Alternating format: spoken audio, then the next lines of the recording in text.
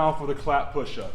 I want to make sure my feet are wide so I got a good base, I got good stability. I want to make sure my core is tight, and I want to make sure my lower back isn't arched here, but I want to make sure my tailbone is tucked.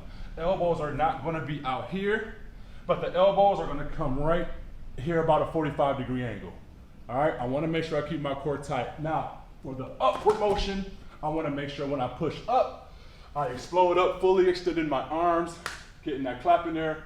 When I go back down, I want to make sure I absorb and not just slam it on the ground, all while keeping that core tight and that tailbone tucked so we get a good clap push up.